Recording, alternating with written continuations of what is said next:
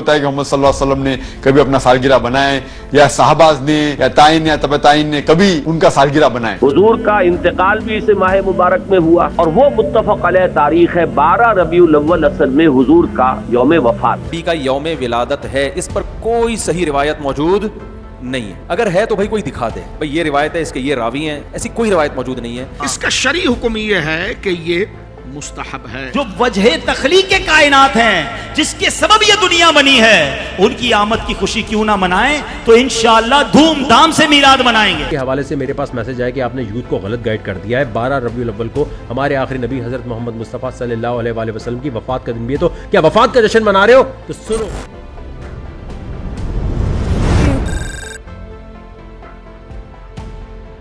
یہ ویڈیو آپ کو لے جائے گی ایک ایسے دن کی کہانی میں جس نے صدیوں سے مسلمانوں کے درمیان بحث و مباحثے کو جنم دیا۔ کیا یہ واقعی مقدس دن ہے؟ کیا یہ صرف اسراف اور فضول خرچی کا دن ہے؟ کیا غریب کی بیٹی اپنی شادی کے خواب اس دن کے زیر سایہ گوا رہی ہے؟ کیا یہ دن واقعی عیسائیوں کی تخلیق ہے؟ ہم جانیں گے وہ لوگ جو اسے ناجائز سمجھتے ہیں اور وہ لوگ جو اسے مناتے ہیں جیسے یہ ان کا حق ہو۔ یہ خوشیاں، یہ لائٹیں، یہ مٹھائیاں، کیا یہ واقعی دلوں میں محبت جگاتی ہے یا صرف جلن کی آگ بھڑکاتی ہے؟ کیا یہ دن صحابہ سے ثابت ہے؟ کیا یہ روزہ رکھنے کا دن ہے یا صرف جشن کا؟ اور دنیا کیوں منا رہی ہے اس دن کو؟ قرآن کیا کہتا ہے؟ حدیث میں کیا ثابت ہے؟ علماء کا کیا کردار ہے؟ صحابہ سے کیا ثابت ہے؟ یہ جائز اور ناجائز کی بحث آخر ہے کیا؟ جانتے ہیں ان سب سوالات کے جوابات اس ویڈیو میں۔ کی محمد سے وفاتوں نے تو ہم تیرے ہیں، یہ جہاں چیز ہے کیا لوح و قلم تیرے ہیں۔ وہ پرنور تاریخ جو اس ہستی کے اس دنیا میں عالم افروز ہونے کی خبر لائی، جن کے انتظار میں اس دنیا نے سینکڑوں برس گزار دیے۔ وہ نور قدسی جن کے ظہور کے لیے فلک کے ستارے اس دن کے شوق میں ازل سے منتظر تھے۔ آسمان کی وسعتیں اور روئے زمین کی پناہیاں جن کی آمد کے لیے بے چین و بیتاب تھی۔ گردش لیل و نہار کی کروٹیں بدل رہی تھیں اور پھر عالم رنگ بو چہک اٹھا، نگاہیں خیر کن ہوئی، ارض و سما میں شور اٹھا۔ تجلیوں کی کفیل تم ہی ہو، مراد قلب خلیل تم ہی ہو، خدا کی روشن دلیل تم ہی ہو، یہ سب تمہاری ہی روشنی ہے۔ الغرض 12 ربیع الاول کو تمام عالم کے لیے رحمت و شفاعتوں کے دروازے کھل گئے۔ جس طرح شب تاریک کی ظلمت مہر افروز عالم کی آمد کا مسردہ اپنے اندر پنہا رکھتی ہے، اسی طرح اس خاکدان کا ہر چپا جو ظہور قدسی سے پہلے کفر و جہالت کی تاریکیوں میں ڈوبا ہوا تھا، اس نورانی اور ملکوتی نور سے جگمگا اٹھا۔ وہ ہستی وجود میں آئی جو دنیا کی تاریخ بدل ڈالنے والی تھی، جو آخری اور سب سے بڑی نبوت تھی، جن کے لیے 2500 سال پہلے سے تیاریاں کی جا رہی تھی۔ دعائے خلیل کی تکمیل ہونے لگی، وہ وقت آ پہنچا جس کے لیے حضرت ابراہیم نے اپنی اولاد کو مکہ کی آب و گیاہ وادی میں لا کر بسایا تھا، جن کے لیے خانہ کعبہ کی تعمیر کے وقت انہوں نے اور حضرت اسماعیل علیہ السلام نے دعا مانگی تھی، جس کا مفہوم یہ ہے کہ اے ہمارے رب، اور تو ان لوگوں میں خود انہی کی قوم سے ایک ایسا رسول بھیج جو تیری آیات سنائے اور کتاب حکمت کی تعلیم دے اور ان کی زندگیاں سنوار دے۔ یوں مراد قلب خلیل پوری ہونے کے ساتھ حضرت عیسیٰ کی بشارت کی بھی تصدیق ہوئی جو انہوں نے کی تھی کہ میں تم کو آنے والے رسول کی خوشخبری دیتا ہوں جن کا نام احمد ہے۔ اللہ تعالیٰ نے دعائے ابراہیمی کو شرف قبولیت بخشتے ہوئے 12 ربیع الاول صبح صادق کے وقت بی بی آمنہ کی گود میں رسالت کا چاند جگمگا اٹھا، جن کی ولادت باسعادت کی بشارت آپ کی والدہ ماجدہ کو یوں ہوئی کہ انہیں ایسا محسوس ہوا کہ ان کے اندر سے ایک نور نکلا ہے جس سے ملک شام کے محلات ہی نہیں بلکہ مشرق و مغرب روشن ہو گئے ہیں۔ بی بی آمنہ کی گود میں وہ لال گوہر آیا جو محبوب رب دو عالم اور افضل الانبیاء تھا۔ ان کی گود میں رسالت کا وہ پھول کھلا جس کی خوشبو سے پورے عالم کو جگمگا اٹھنا تھا۔ آپ کی جبی مہتاب سے نکلتی ہوئی نور و حقیقت کی شعاعیں اور جاہ و جلال کو دیکھ کر کیسر و کسرا کی تخت لرز اٹھے، اور یوں پیر کے روز جمہور کے مطابق 12 ربیع الاول کو حضور نبی کریم صلی اللہ تعالی علیہ وآلہ وسلم کی ولادت ہوئی۔ قدرت نے مختلف اشیاء کو ایک دوسرے کے مقابل انفرادی طور پر شرف و فضیلت سے بہرور کیا۔ مختلف جہات و حیثیات سے بعض علاقے بعض دوسرے علاقوں پر اور بعض دن دوسرے بعض دنوں پر جدا جدا امتیازی خصوصیات رکھتے ہیں۔ اسی طرح اللہ تعالیٰ نے اپنے بندوں میں سے بھی بعض کو بعض پر فضیلت دیتا ہے، انبیاء اور رسول میں سے بھی بعض کو بعض پر فضیلت اور امتیاز بخشا ہے۔ اصل میلاد کا جواز بکثرت آیات و حدیث اور سلف صالحین کے عمل سے ثابت ہے، اگرچہ جواز کے لیے یہ دلیل بھی کافی ہے کہ اس کی ممانعت شریعت سے ثابت نہیں ہے، اور جس کام سے اللہ اور اس کے رسول نے منع نہیں فرمایا وہ کسی کے منع کرنے سے ممنوع نہیں ہو سکتا۔ اللہ تبارک و تعالیٰ کی آیات نبی کریم صلی اللہ تعالیٰ علیہ وسلم کی آمد کے ذکر سے माला माल है। चुनाचे पारा 11 सूरह यूनुस की आयत 58 में अल्लाह तबारक व तआला खुद इरशाद फरमाता है कि कुल बिफदलिल्लाहि व बिरहमतिही फबिज़ालिका फलयफ़रहू, कि ए महबूब आप फरमा दीजिए कि अल्लाह ही के फजल और उसी की रहमत और उसी पर चाहिए कि खुशी करें। इस आयत करीम से मालूम होता है कि फजल और रहमत में खुशी करना चाहिए। लिहाजा मुसलमान नबी करीम सल्लल्लाहु ताला अलैहि वसल्लम को फजल और रहमत जानकर नबी करीम सल्लल्लाहु ताला अलैहि वसल्लम का जिक्र कर कर खुशी मनाते हैं। ये हुक्म इलाही भी है क्योंकि अल्लाह तबारक व तआला खुद इरशाद फरमाता है कि व अम्मा बिनिअमति रब्बिका फहद्दिस, कि अपने रब की नेमत का खूब चर्चा करो। नबी करीम सल्लल्लाहु ताला अलैहि वसल्लम अल्लाह तबारक व तआला की अजीम तरीन नेमत है और नेमत इलाही का चर्चा करना खुद हुक्म खुदाबंदी भी है। लिहाजा मुसलमान नबी करीम सल्लल्लाहु ताला अलैहि वसल्लम को नेमत इलाही समझते हुए महफिल मिलाद की सूरत में उसका चर्चा करते हैं।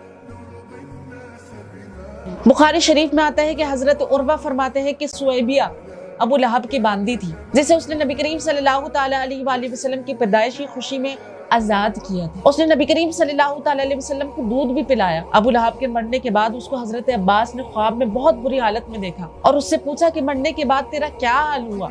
तो अबू लहब ने बताया कि तुमसे जुदा होकर मैंने कोई राहत तो नहीं पाई सिवाय इसके कि मैं थोड़ा सा सिराब किया जाता हूँ। नबी करीम सल्लल्लाहु ताला अलैहि वसल्लम की पैदाइश की खुशी में सुएबा को आजाद किया था। अब असले मिलाद की खुशी की वजह से जब अबू लहब जैसे काफिर का ये हाल है कि उसके अजाब में तखफीफ होती है, हालांकि अबू लहब एक ऐसा काफिर है जिसकी मजम्मत में कुरान नाजिल हुआ था। हुजूर नबी करीम सल्लल्लाहु ताला अलैहि वसल्लम के मोमिन का क्या हाल होगा जो हुजूर नबी करीम सल्लल्लाहु ताला अलैहि वसल्लम की आमद की खुशी में मिलाद मनाता है। एक हदीस में तो आता है कि नबी करीम सल्लल्लाहु ताला अलैहि वसल्लम से पीर शरीफ के रोजे के बारे में सवाल किया गया तो आपने फरमाया कि फीही वुलिदतु व फीही उनज़िला अलैहि, कि इसी दिन मेरी विलादत हुई और उसी दिन मुझ पर वही नाज़िल हुई। नबी करीम सल्लल्लाहु ताला अलैहि वसल्लम हर पीर को रोजा रखते थे, गोया कि आप हर 8वें दिन अपने मिलाद की खुशी मनाते थे। अगर हर 8वें दिन मिलाद की खुशी मनाना सुन्नत है तो साल बाद इस दिन खुशी मनाना बिदअत कैसे हो सकता है? और इस मुबारक काम को जिसे सुन्नत रसूल भी ली अय्याम की ताईद हासिल हो, बिदअत की तीरों का निशाना क्यों कर बनाया जा सकता है? 12 रबीउल अव्वल को मिलाद मुस्तफ़ा सल्लल्लाहु ताला अलैहि वसल्लम की खुशी मनाने वालों से मुअतज़िलीन सवाल करते हैं कि क्या इस 12 रबीउल अव्वल को भी नबी करीम सल्लल्लाहु ताला अलैहि वसल्लम की पैदाइश हुई कि तुम खुशी मना रहे हो, और वो 12 रबीउल अव्वल जिसको आपकी पैदाइश हुई थी वो तो कब का गुजर चुका, अब किस बात की खुशी मनाते हो? इस हदीस पाक की रोशनी में हम उनसे सवाल करते हैं कि नबी करीम सल्लल्लाहु ताला अलैहि वसल्लम हर पीर को रोजा रखते थे और पूछने पर जवाब देते हुए वजह ये बयान फरमाए कि फीही वुलिदतु व फीही उनज़िला अलैहि, कि इस दिन मैं पैदा हुआ और इस दिन मुझ पर वही नाजिल हुई। तो क्या नबी करीम सल्लल्लाहु ताला अलैहि वसल्लम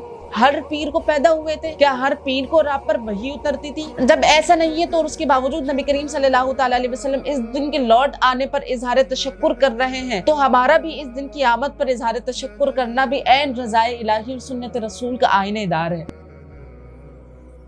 नबी करीम सल्लल्लाहु ताला अलैहि वसल्लम हर पीर को रोजा रखते थे। वजह पूछी तो आपने फरमाया कि मैं इस दिन पैदा हुआ था। आपकी विलादत की खुशी मनाने का अपना अंदाज था। रही बात सहाबा की, तो खुदा की कसम साथ जिस तरह सहाबा ने मिलाद मनाया हम उस तरह मिलाद मनाने का तसव्वुर भी नहीं कर सकते। 8 तलवारें लेकर बदर में चल पड़े, 1000 के लश्कर की सफ़े उलट कर ऐलान किया हुजूर आ गए हैं। हम जलील थे, आका ने आकर मुअज़्ज़ज़ कर दिया। अल्लाह ने आका की सूरत पर हम पर एहसान अजीम किया। और मिलाद कहते किसे है? घोड़ों की पुश्तों पर बैठकर कैसर और कसरा की चौखटों पर पहुंचकर ऐलान किया है कि हुजूर आ गए हैं। अब सिक्का उन्हीं का चलेगा। अबू उबैदा बिन जर्राह रज़ियल्लाहु ताला अन्हु बाप का सर काट कर लाए, हुजूर के कदमों में डाल दिया। आपने पूछा कि ए अबू उबैदा ये किसका सर काट कर लाए हो? जवाब दिया कि आका अपने बाप का सर लाया हूँ, आपको भोंकता था वो। लोग कहते हैं कि क्या सहाबा ने झंडे और फानूस लगाए जो बाप का सर काटने से दरेग न करते थे? उन्होंने 10 रुपए की झंडियां नहीं लगानी थी और ना ही फानूस घर में छुपाए रखने थे, तो उस वक्त ना कागज था ना फानूस। नबी करीम सल्लल्लाहु ताला अलैहि वसल्लम ऊंट पर सवार थे। सहाबी रसूल अब्दुल्ला बिन रवाह रज़ियल्लाहु ताला अन्हु ने ऊंट की महार पकड़ी थी। फतेह मक्का के दिन महार थामे अब्दुल्ला बिन रवाह रज़ियल्लाहु ताला अन्हु जब हरम में दाखिल हुए तो आप बुलंद आवाज से कह रहे थे कि हट जाओ काफिर, हुजूर आ गए हैं। ये अंदाज था आमद मुस्तफ़ा का ऐलान करने का। मदीने की नन्ही बच्चियों ने तला अल बद्रु अलीना पढ़कर आमद रसूल का जश्न मनाया। हजरत हुज़ैफा बिन यमान सहाबी रसूल को एक ताबी मिले। ताबी ने पूछा, बाबा जी जब आपने रसूलुल्लाह सल्लल्लाहु ताला अलैहि वसल्लम को पाया आपने उनके लिए क्या किया? साहबी रसूल सल्लल्लाहु ताला अलैहि वसल्लम ने फरमाया कि बेटा हमने सब कुछ ही उन पर लौटा दिया, कुछ नहीं बचाया। तो ताबी ने अर्ज की कि बुजुर्गों अगर वल्लाह हम हुजूर का जमाना पाते तो हमने आका को जमीन पर चलने ही नहीं देना था, उनको हमेशा अपने गर्दनों पर उठाए रखना था। साहबी रसूल सल्लल्लाहु ताला अलैहि वसल्लम ने ये नहीं कहा कि हम तुमसे बड़े आशिक हैं, बल्कि फरमाया कि बेटा आज तुमने मुझे तड़पा कर रख दिया है, सहाबी का अंदाज अपना, ताबी का अंदाज अपना। इमाम मालिक रजी अल्लाह ताला अन्हु ने सारी जिंदगी मदीने मुनव्वरा में जूता नहीं पहना था। अब 14 सदियों में से किसी को जरूरत नहीं हुई कि इमाम मालिक से पूछे कि जनाब सहाबा तो मदीने में जूते पहनकर फिरते थे, आप बगैर जूतों के, क्या आप सहाबा से बड़े आशिक रसूल हैं? किसी इमाम मालिक पर तो आज तक फतवा नहीं लगाया, क्योंकि अहले दिल जानते हैं कि मोहब्बत का अंदाज अपना अपना। जंगे यमामा में 1400 सहाबा ने जानों का नजराना देकर फरमाया कि खबरदार हुजूर आ गए हैं, अब किसी और नबी की गुंजाइश ही नहीं। जंगे यमामा ही में हजरत वाशी बिन हरब रज़ी अल्लाह ताला अन्हु ने नेज़ा मारकर मुसल्लिमा कज़्ज़ाब मारकर ऐलान किया कि हुजूर आ गए हैं, अब किसी झूठे कमीने की गुंजाइश ही नहीं। सहाबा आमद मुस्तफ़ा सल्लल्लाहु ताला अलैहि वसल्लम का ऐलान करते करते अफगानिस्तान तक पहुंच गए। आ गए आका, अब सिक्का मोहम्मद अरबी सल्लल्लाहु ताला अलैहि वसल्लम ही का चलेगा। जिस तरह आमद मुस्तफ़ा का जश्न सहाबा ने मनाया, हम उस तरह मना भी नहीं सकते। हाँ, झंडिया फानूस लगाकर चरागा कर कर दुरूद सलाम पढ़कर अभी अपनी खुशी का इजहार कर लेते हैं। अब सहाबा ने चाय नहीं पी थी तो उसको बुनियाद बनाकर अब अगर मैं इस पर फतवा लगाऊं कि चाय पीना हराम है तो लोग मुझे जरूर पागल ही समझेंगे और मुझे कायल करेंगे कि चाहे सहाबा ने चाय नहीं पी मगर ये हलाल है, क्योंकि चाय के तमाम अज्जा दूध, पानी, पत्ती और चीनी से बनते हैं। इन सबको मिक्स किया, आग पर चढ़ाया, नई शक्ल बन गई जिसे चाय कहते हैं। अब चाहे ये शक्ल सहाबा के दौर से साबित नहीं, फिर भी हलाल भी है और जायज भी है। इसी तरह जिक्र मुस्तफ़ा जायज, नात जायज, तिलावत जायज, शरई हुदूद में आराइश और सजावट जायज, दुरूद सलाम जायज। इन सब अवामिल को यकजा किया, खुशी मनाने की नई सूरत बन गई। तौर जदीद के मुताबिक ये नाजायज कैसे? हाँ, ढोल बाजा, नाच गाने, गैर शरई अफ़आल की आमिज़श नहीं होनी चाहिए। मुनकिरीन से सादे से सवालात ये है कि क्या सहाबा ने खत्म बुखारी किया? क्या सहाबा ने दिफाए पाकिस्तान रैली निकाली? क्या सहाबा ने कौमी तराने के एहतराम में खड़े हुए? लेकिन आपके बड़े बड़े उलमा एहतराम में खड़े हुए हैं। हलाली बनो, लगाओ फतवा। सहाबा ने यौम सिद्दीक़ अकबर मनाया, सहाबा ने यौम फारूक आजम पर जुलूस निकाले, अपनी बिदअत की तारीफ दुरुस्त कर लो, वरना वो तमाम काम तर्क कर दो जो अदवार सहाबा से साबित नहीं है। मुंह उठाकर कह देते हो कि क्या सहाबा ने मिलाद मनाया? तुम्हारा सहाबा से ताल्लुक भी क्या है? जब तुम्हें तुम्हारे अकीदे के खिलाफ किसी सहाबी का कौल सुनाए तो झट कहते हो कि सहाबी हमारे लिए हुज्जत नहीं है। ये दो रंगी और मुनाफिकत छोड़ दो ना।